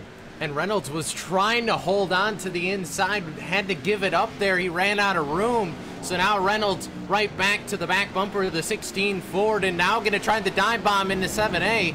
And the 66, he's going to make it work. Watch out for the curb, Blake. And the 48, Chandler Krizik wants no part of that. Pulls over to the side of the road, lets those 2 go by in the battle. Meanwhile, Philip Diaz just has the popcorn out, watching these guys, waiting to see when he can make his move. Now Reynolds going to look to the left, is blocked by Nolan Scott here as they head towards 10 and then 11. Reynolds going to sit on the back bumper, a little bit of a shove, and now here comes the dive bomb. Do we see it from the 66? No, instead we're going to see it from the 94. Philip Diaz really try to get 2 for 1. No, he will not. He didn't have the room to do that, but Diaz he's quick on the throttle, but he actually spun the rears, which is so easy to do over that curving, but it's a drag race going down in the closing stages here. Only 3 laps to go at Sonoma, and Blake Reynolds will have the position. Nolan Scott, thank you very much, he says, looking at his mirror, because now these 2 guys will fight it out, and hopefully he can start focusing on his lap times and look to see where he could possibly go. Tim, great action here in the closing stages of Sonoma. Yeah, Nolan Scott trying to get away from that battle. Phil Diaz in the 94. We'll see if he can throw it in once again, maybe down to the hairpin as they work around the 4 complex and they'll work up towards the S's. But what a move by Phil Diaz to try to at least take it away, and he almost had the coupon book out trying to get that 2-for-1 special between Blake Reynolds and the 16 of Nolan Scott. They're coming up on the final couple of laps, so if you really want to make those positions up, you really need to dig deep. The 8 car, the 09, David Rattler putting on a show here. We're 3 wide and Rattler sideways.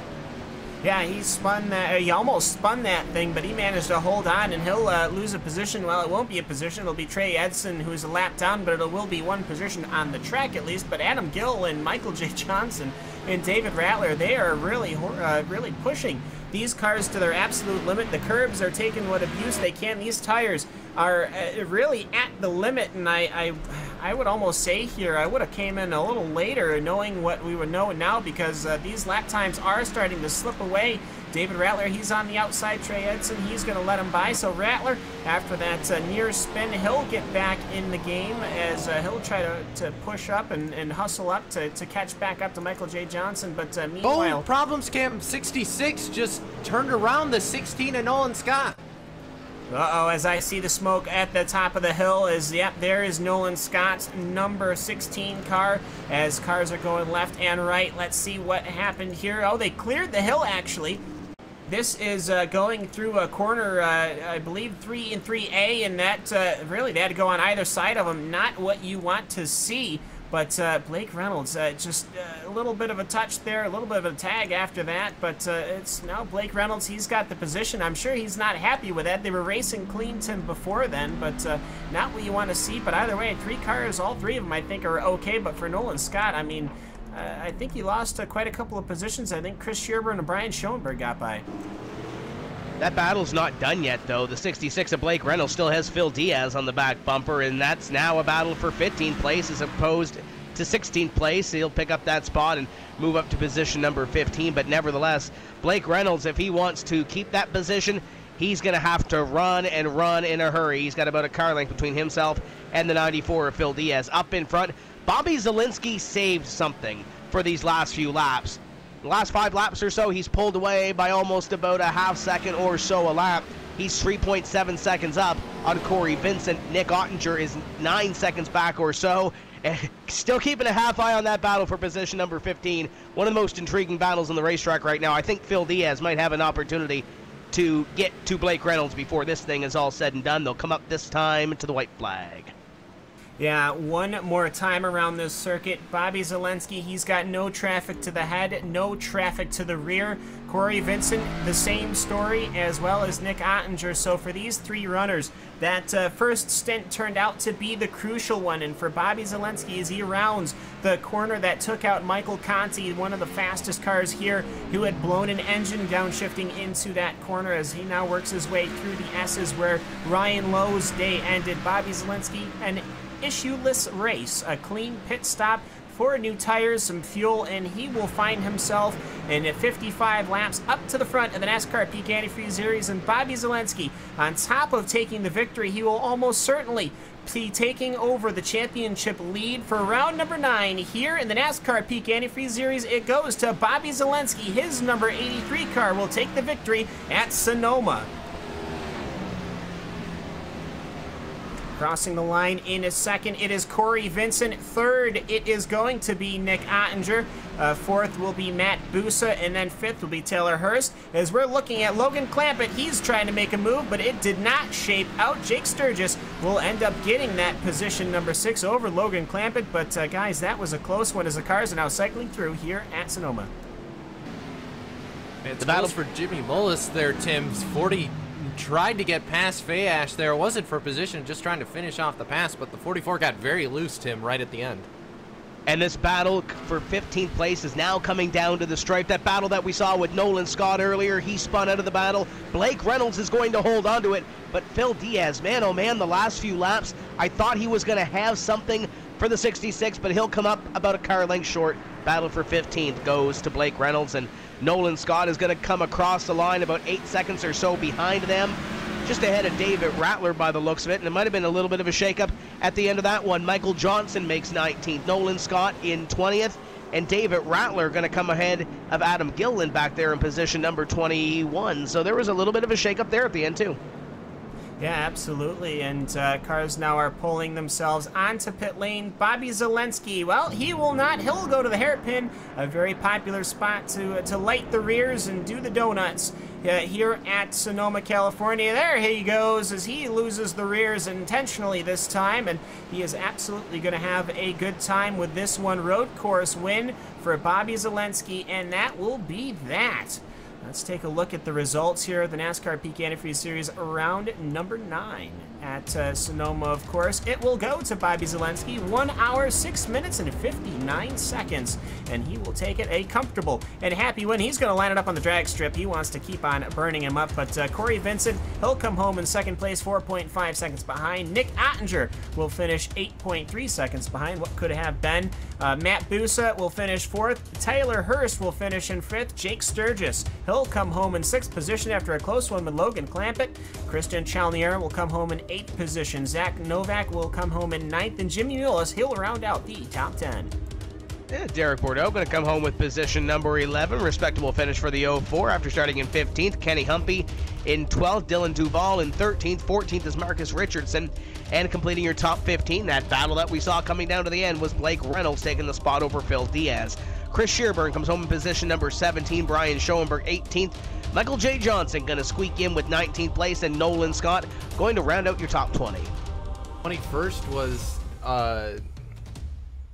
21st was going to be David Rattler in the 09. Adam Gilliland is 22nd. Ray Alfala 23rd. Jake Nichols 24th. Byron Daly 25th. Timmy Hill is going to finish 26th. Andrew Fash III is going to finish 27th. Joe Letterello is going to finish 28th. 29th will go to Mitchell Hunt. And Casey Tucker rounds out your top 30. Man, for Andrew Fash, I mean, 41st, didn't qualify to 27th. Not a bad day, but looking back to 31st position, it was Will Cooley over Brian Blackford. They were having a duel pretty much in the mid part of this race. Brian Blackford will officially finish 32nd, 1 lap down. Trey Edson in 33rd. Chandler Kryzik, well, probably the nicest guy in the paddock today. He let everybody through, and that's exactly what he wanted to do there, accomplished. He came home ahead of Alex Bergeron in 35th, and now you start getting into the retirements. Tyler Hill, Ryan Lowe, Ryan Michaeluza, Michael Conti, Brandon Schmidt, and Cody Bias are all retirements. The big one, though, Michael Conti and Ryan Michaeluza. What a shakeup for this, Tim, as we're looking forward here. We've only got 3 rounds left before we get to the chase. Yeah, we're going to shake up some points after this thing is all said and done. Ryan Luza going to have a bad night here at this racetrack. Cody Bias, after coming in the most recent winner of the series, going to have some bad luck. Michael Conti outside the top 8. He has his issues as well. Ray Alfala, mid-pack this evening in 23rd. There's a lot to talk about when it comes to the point standings with only 3 races to go before that cutoff. We're going to see a shakeup not only in the top 8, but just outside, trying to lock themselves into the series for next year. All right, further analysis will be coming up on the RaceSpot TV post-race show, which will be coming back after this quick ad break. Of course, you're watching RaceSpot TV on iRacing live from Sonoma.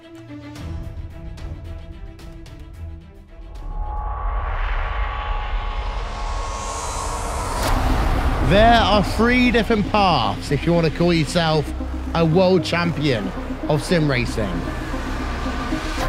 NASCAR, open wheels, or endurance racing. But no matter which one you take, you can guarantee that the journey will always be tough, which few will ever complete.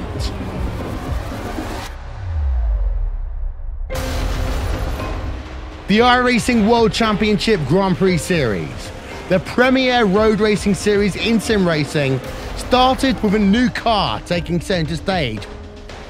Then, it was Martin Kroenke resisting any challenge thrown at him to break the 5-year stranglehold of Gregor Hutu as being world champion. These drivers and teams are not just competing for pride, they're competing for money. And with over $20,000 in prizes for each of the series up for grabs, drivers really do put it all on the line. The NASCAR Peak Antifreeze Series powered by iRacing is the premier NASCAR esports series featuring the cars and tracks from the Monster Energy NASCAR Cup Series. The 2016 campaign saw a return to the top of the mountain by Ray Alfalla as a 3-time Oval World Champion. The march to that championship was not easy though, despite the fact that Ray Alfalla took home the most points in series history. It just also happened to be the tightest championship fight we had ever seen. These guys are set for the 2017 campaign. The Blancpain GT Series hosts the top GT3 endurance teams in sim racing, with groups of 3 or more drivers sharing the wheel. This is a championship you can't win alone, and you need the same determination, passion and drive from your teammates to be successful. They often say that it takes just one mistake to lose a championship, and in team racing it may not be your mistake that costs you the win. Last season VRS Coanda SimSport won the championship by a single point. This year, who will step up to the plate?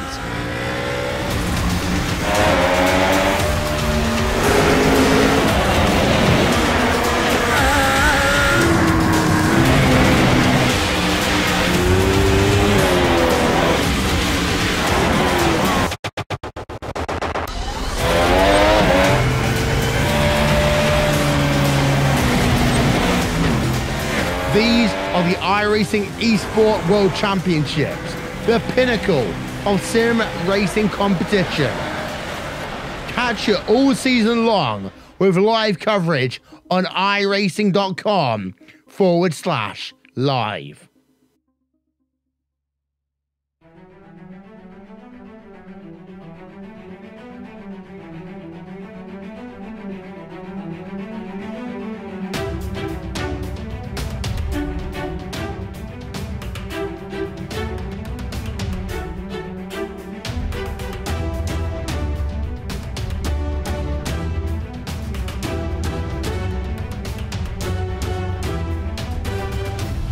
Welcome back. You're watching the post-race coverage of the NASCAR Peak Antifreeze Series here on RaceSpot TV and iRacing Live. Round number 9, the only trip to the road course. It was Sonoma, and boy, guys, was it a good one. Cisco, we'll just, before we start the interviews, we'll get your opinion real quick on how this race went down. We got Tim's. Might as well get yours as well here. It was definitely a good one, especially with it being a road course. Yeah, and for the first trip for these guys to come to Sonoma to put on a race like this, it was absolutely fantastic. We saw great side-by-side racing, and we saw Bobby Zalenski just go out there and just do a fantastic job in that 83 Ford and just dominate the second half of this race. So Bobby Zalenski, tip of the hat to him. Excellent job. Yeah, kept that car under control when he needed to. And we've got him with us here, and it is Bobby Zalenski, that number 83 car. He'll be joining us, and well, first things first, we're gonna have to ask him just how tough it was on those tires. So Bobby, joining us here in the booth, congratulations on your victory here in the NASCAR Peak Antifreeze Series. It's come at the road course, and it looks like, while you definitely had the lead, it did not look easy. Yeah, it wasn't easy at all out there, man. It was cold, which was kind of went against me, because where I usually can make time up on people is the wheel spin. So once I saw it was cold and I qualified 5th, I'm like, dang, it's gonna be really hard to win this one. I had really high expectations going into this race. I messed up in qualifying. I had a pole lap, but at the time I didn't think it was good enough, so I stopped and did another and got me 5th instead. So it started from right there, but we were able to get a good start. We're 4th right away. What really helped us is Connie's engine expired out of nowhere. I don't know what happened, but that really helped us. And then we battled with Corey from there on. It was just a really tense battle, trying to just get the perfect lap as you can every time. And I knew the only way I could pass him was short pitting him at lap 20 and having a 35 lap stint to the end. And I was kind of confident in my long run pace that I could make the tires work for that long, and it worked out. And I'm just really happy. Yeah, and on those really old tires, you were still pulling 112s, which was right near fast pace. Just What went into pitting so early? I mean, I would have thought perhaps looking back that this would have been done a little bit in reverse. You would have done the long stint first, short stint second, but obviously I'm the commentator. I've got no experience behind the wheel here at Sonoma, but just take me through what the planning goes to try to just understand that short pit. Obviously it paid off. You did get ahead, and you had about a 2-second gap over Corey Vincent just in that one lap, but just take me through that. Yeah, like I said, I knew passing him would be extremely hard. It's really hard to pass here, and plus it's cold, so you can really, anybody could just slam on the brakes and just really, you know, have deep braking there. So lap 20 came up. I knew you could go 35 laps on fuel. This past week in NAS Open, I got bit by someone short pitting me, even though I was a lot faster. I couldn't pass him, and that, you know, that was Sir Matt Busa. Shout out to him. He really pushed me this week in NAS. It was a lot of fun battling him, but. So I just came right to my mind. I'm like, well, I need to get this lead. If I get past for the lead, so be it. I want the lead, and I made the decision, and it paid off. And yeah, I'm just grateful it paid off. And it's just really tense battling Corey there. He was so fast, and I knew Ottinger was coming. I think he said he got into the wall or something. He was going to be flying up there. If he got by Corey, I was going to have a lot of trouble with Nick Ottinger. But yeah, what happened with him, I need to go check it. But yeah, it was just a really intense race. Yeah, really intense indeed. And while you always seem to have that buffer between Corey Vincent, he was hounding you pretty much as far as lap time goes. Normally we don't see lap traffic like this, with this being the only road course. Lap traffic, you know, of course there's a little bit of the blue flag, but just trying to make it actually through these cars, at first it's easy, but then they start battling each other, and then they start battling each other irregardless of whether you're the leader or not. And it just, how do you cycle yourself through traffic? I mean, obviously it's definitely not an oval, but it's something else, I think, on the road courses. Yeah, it bothers me. I'm not gonna lie. I think it bothers most leaders, because, you know, you're trying to get as much time on your fellow drivers to, you know, pull them or catch them, and then you got to race a lap car and you're like, dang it. But luckily I just, you know, usually you just show your nose, you dive it down in there, and they give it to you, but sometimes they don't. But as long as they're being equal to all of us, you know, that's I like that. And they seem to be equal to all of us. Some people passed me by and I appreciate it. Some people didn't, and, you know, that's their choice. It's racing, you know. You gotta do what you gotta do. Absolutely. Next, we are gonna go to New Hampshire, the mile-long racetrack. You looking forward to that? Why not? Short track. I kind of like short tracks. We got a 3-week, I think, buffer now between that race and now. So I don't know. We can relax, though. We're looking really good in points for the chase, so we're just gonna have fun with it and try to get another good run. Just Sonoma is just, I don't even know. It's my favorite track by far, and it kind of goes downhill for here till the chase. So for excitement. So yeah. Well, I mean, it pays off. You took the victory here in that number 83, and so who gets it done for that number 83 Ford, and helped you get to the front of the pack and stay that way? Huge shout out to Virtual Racing School for coming on for Sonoma. For now, yeah, it's a one race deal. BRS, just super grateful to be a part of the BRS family. You can check them out. Their website, they have driver coaching, telemetry, all that good stuff. Help you become a better driver. I know we use it at Slip Angle, and it's very useful, and just a great tool to use. And I just can't thank them enough for coming on board. As long as my secondary sponsors, United Western Industries, Elwood Designs, they didn't paint this car, but they paint my other car. I always give them a shout out. Shout out to Ryan Keese and Delonte Ballard for giving me all types of info. I'm sure I bothered the heck out of them today, just trying to you know, for pit deltas and all that, and lapped cars, you know, how many cars are going to be in front of you when I come out of the pits, all that. And shout out Sim Racing Authority. That league is just so awesome. I've been racing there almost 3 years, and there's a very important league to get me where I am, just racing so many competitive guys over there. And last but not least, Slip Angle Motorsports. Can't thank them enough either. You know, if I wasn't get picked up by them about 9 months ago to go for pro, I wouldn't be here right now. So all thanks to them. Yeah, and if you're going to have a one-race sponsor, what better way than to take the victory? So, Bobby, congratulations, and we'll see you July 18th, it will be, at New Hampshire. Sure thing, thank you. And, of course, always hounding that number 83 car, but did have the lead a couple of times. It was Corey Vincent, the number 10 car. Tim Terry is standing by with him. Yeah, Corey Vincent coming home with a second-place finish here at Sonoma. Walk us through a night around this Sonoma racetrack.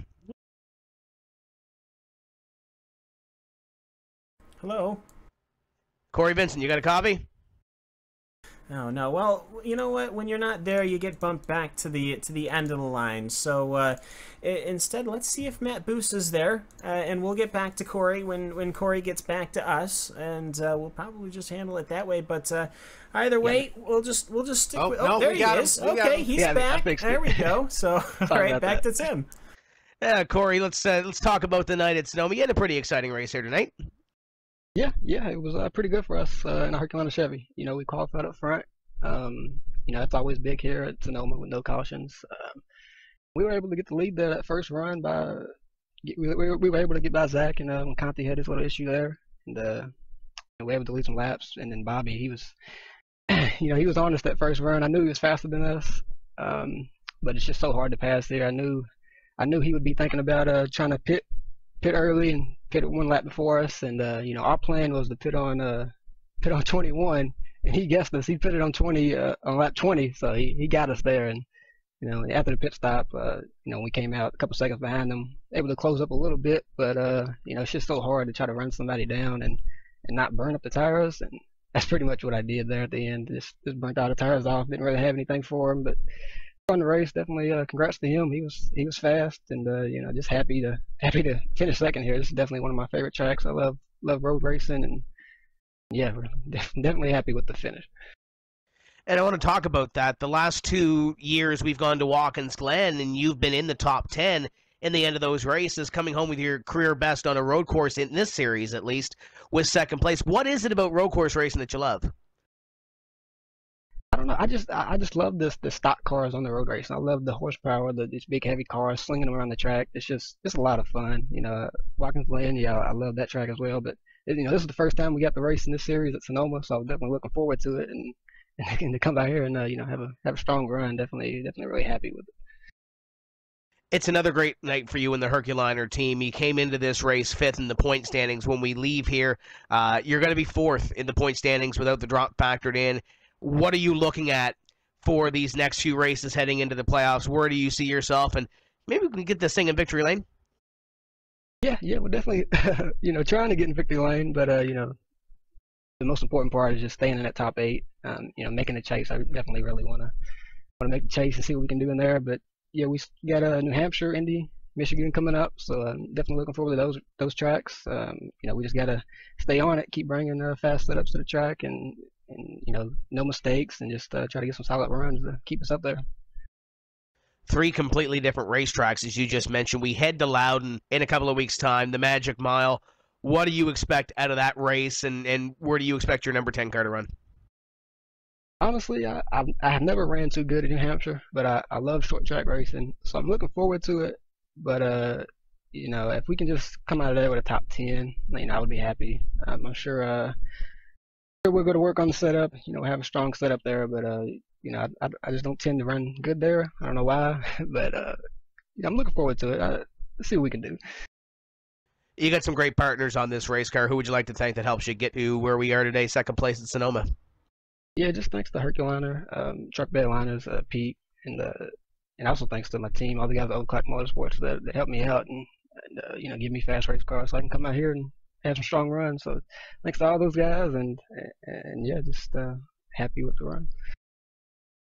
And there's Corey Benson, another strong run in this series, going to come up with position number 2 here at Sonoma, going to lead out number 4 in the points heading in to Loudon in a few weeks' time. I believe Cisco has caught up with our 3rd place finisher, driver of the 05, and man, he drove the wheels off this thing the last few laps, Nick Ottinger. Yeah, he absolutely did, Tim, and I've caught up with Nick here on pit road, and Nick, a little bit of redemption for Pocono, and you come home 3rd here, and as Tim said, you drove the wheels off the car. Talk us through it. How was it out there? Well, I mean, our Ream Camry was definitely hell of a fast tonight, man. It's been a while since running up front consistently at these road courses. I love coming here. Sonoma and Watkins Glen are one of my favorite tracks on the service. But I want to congratulate Bobby on a heck of a pace tonight, and I think we had a chance to win. I made a couple mistakes, and mistakes started with the qualifying effort, kind of put us in a little bit of a box. But I gotta really thank the guys at Gale Force Racing for testing their butts off and bringing a heck of a piece tonight. And I want to give a shout out to Michael Conniff for coming in and running some laps with us and bouncing back and forth with each other on what we needed to do to the car. Sexy had that trouble, but man, we were really good. It's nice to have myself and Busa in the top 5. Made a mistake, I think, around lap 42, and it pretty much cost us the win there. I mean, that's how it goes in racing. It was a heck of an effort by us. And Nick, you and all of Gale Force have spent a lot of time over the last year or so just working and developing that road course racing program. We've seen you guys in the Blancpain GT series. Was that able to help you guys when you came to what was a new track for you guys? You hadn't run Sonoma before in this series. Did that kind of experience on the other side of things help out here? To be frank with you, not really. It's a totally different car, a much heavier car, because you just throw these things around, man, and it's a lot of fun. Our road course program has been good ever since NPAS started road racing. Not to sound cocky, I don't think we've ever finished outside the top 3 in our 05 team. So I mean, it's always been strong.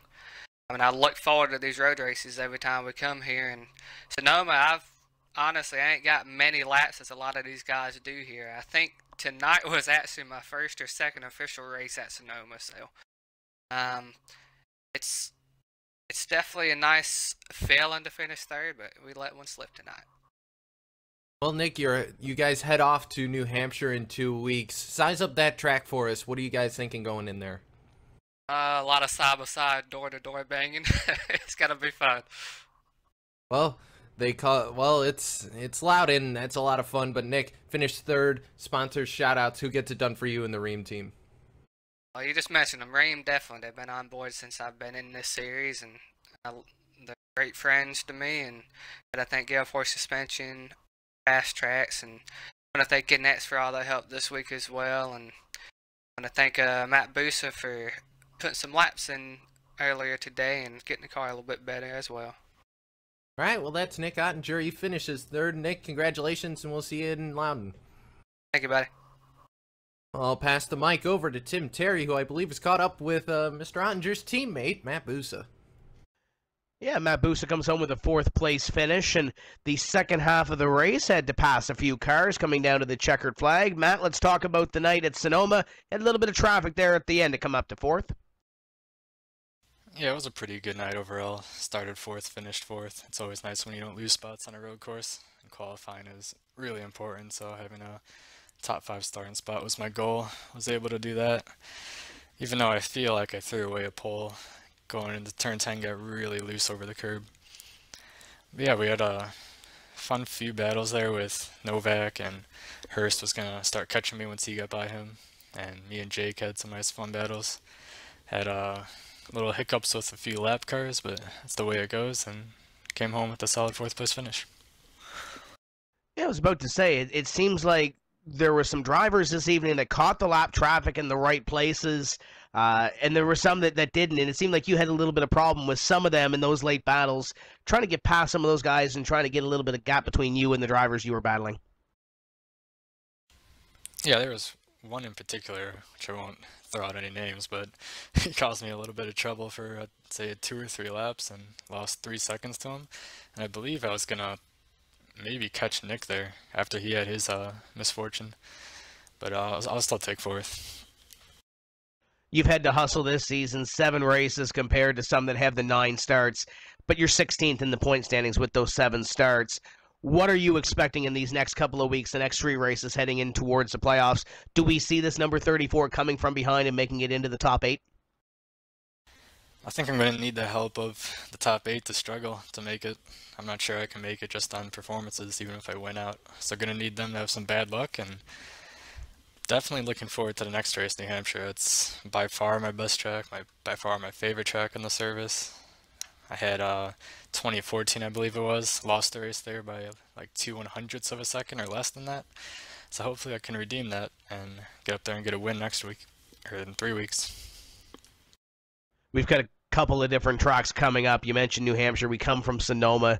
There should be a couple of places I'm sure we're going to see this 34 come up and try to get into victory lane and try to move up a little bit further in the standings and a little bit off that bubble to get yourself a little bit solidified into this series for next season. Who's on the car? Who makes it happen for you week in and week out?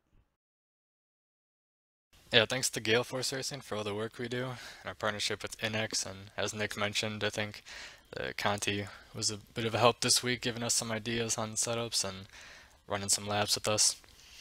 And as far as sponsorship, don't really have any sponsorships. It's sort of an old paint scheme that I was running tonight. So if anyone wants to hop on board, you're more than welcome to. There you go. If you're looking to get your business on a race car, contact Matt Busa. Finished in position number 4 here this evening and should be a threat in a couple of weeks' time when we head to the Magic Mile. I believe Cisco has caught up with our 5th place finisher, Taylor Hurst, in the 74. Yeah, I have. I've caught up with the driver of the 74, Taylor Hurst. And Taylor, fantastic for you battling through the field. You started 9th, you finished 5th. Talk us through it. How was it out there? It was pretty gripped up. The RTR websites, Chevy was running pretty good though. We ran on pace for a top 3 car, but you know the track position bit us there, and we tried to pit early and get a big jump, but it really didn't do too much for us. And I mean it was a good night overall. Congrats to Bobby on the win.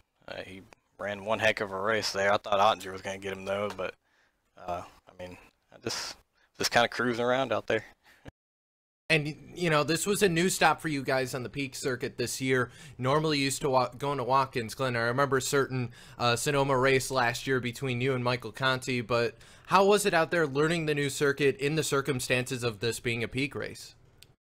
It was pretty much the same approach, you know. This is one of my favorite tracks. I love the technicalities of the track, you know, it's real sharp, and you got to be on the brake hard, on the gas hard, and slamming gears, and I mean it's pretty cool that we went here instead of Watkins Glen. I mean, I love both tracks, but it's pretty cool that we're finally coming here. Oh, we're heading to New Hampshire in 2 weeks, leaving Sonoma. Size up that track. What's the game plan going in there for you and the team? Just get started on that thing pretty soon here, and I love the track. The flatter the better is the way I see it for these tracks, you know. But I'm just looking for a top 5. Maybe we can compete for the win, but you know, I'm not really racing for points or anything. Just here to try to run hard and see if we can get us a win. Well, you definitely ran hard today, Taylor. Finished 5th. Sponsors, shout-outs. Who gets it done for you and the team? Big shout-out to RTR websites and Digital Downforce Graphics. You can check those website for RTR websites and Digital Downforce Graphics on Facebook. Shout-out to Shane Miller for spotting me tonight. And, Robbie Vrabel and Andrew Lutz for being there on the box, and everybody else. And everybody at Air Precision Chassis Works and 1UP for working on these cars and giving support. All right, well, that's Taylor Hurst. He finishes 5th here at Sonoma. Taylor, we'll see you in 2 weeks from Loudon. Thank you. I'm going to pass the mic back up to you, Cam, but he said the flatter the better. Do you buy it? Well, I will say it is just a straight mile-long, well, it's not a straight mile-long track. That would be the Sonoma drag strip, most likely. But no, it's a very straightforward track. You work your way through the field, and if you need to use that chrome bumper, I mean, we didn't see as much contact as we thought we would here at Sonoma, but maybe that's just going to collect itself. Give it a little bit of karma, and I'm sure we'll probably see some good action at Loudon. It wouldn't surprise me if we don't see a good race there on July 18th. Tim, I have to say it's probably going to look like a good race. We typically always see good racing at these short tracks. We've seen some good racing there in the past at Loudon, but we've also seen some surprise winners, per se. I think back to Alex Warren a couple of years ago when he went to Victory Lane and kind of shocked the whole field. Do we see that again? Do we see a driver that maybe hasn't won in the series before, or it's been a long time since he's been to victory lane, maybe crack victory lane? We talked to Matt Busa. Busa likes that racetrack. Corey Vincent likes a racetrack. I'd be surprised to see Zach Novak not run well and maybe get up there and get at least a top 5 finish out of that one. When you look at the point standings, Bobby Zalinski has a pretty big lead on Ray Alfala in position number 2, but Clampett still up there. Ryan Luza, even with his troubles, still up there. We're going to see some shifting going on here, I'm sure, in the next couple of weeks when it comes to the standings, but we got 3 races left until the playoffs. Not sure who's going to make it in, but I'm sure we're going to see some landscape being moved and shaken here in these next couple of weeks leading in to that 4-race playoff. I don't think anybody really is safe, maybe besides the top 2 who really have their gap on the rest of the field right now. Playoffs? You want to talk about playoffs? Well, this is actually the time to talk about playoffs. It's not that long. August 29th is when we start the playoff at Darlington Raceway for 183 laps around there. But first, we're going to end up going to New Hampshire. And going into New Hampshire, well, Bobby Zalinski is going to have that points lead by about 25 points or so. Not exact, but Zalinski, though, he's gotten that victory. And for Ray, well, not the result he wanted, but 23rd position's 23rd. Kept the car together, didn't do a retirement like Conti, and that's going to pay off in the long run. But yeah, as Tim was saying, Logan Clampett, he's running well. He's in 3rd position overall. Corey Vincent, a good, strong run from him today. He's in 4th. Zach Novak, Ryan Michaeluza. This one's going to hurt as he finished well in the bottom, 39 laps down here today at Sonoma. Marcus Richardson, Derek Bordeaux had a good day. Christian Chalnier, Dylan Duval, who recovered from that near accident early on. Chris Shearburn, and of course Cody Bias is going all the way down to your top 12. And it's going to be important going through just how these races go. The time is starting to run out. And speaking of which, Hugo, I think it is time to start closing shop here from Sonoma Raceway.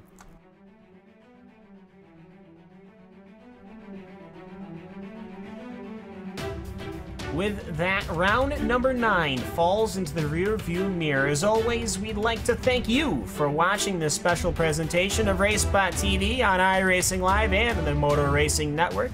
You can find out more information about iRacing's World Championship Series online at wcs.iracing.com. On behalf of our entire Tuesday night team, the camera angles, of course, by Istvan Ballo, the broadcast CG, Simon Grossman, Kevin Pape and their team, graphics by Andy Werner, and of course, Will Vincent, Hugo Louis on the production, amazing as always, my friend, and the entire team at RaceSpot TV who anchors our coverage of all the iRacing World Championship Series events. And for the team topside tonight, are Tim Terry, Cisco Scaramuza joining us. For myself, Cam Walsh, we'd like to thank you for joining us tonight and congratulate Bobby Zalinski on his victory here at Sonoma.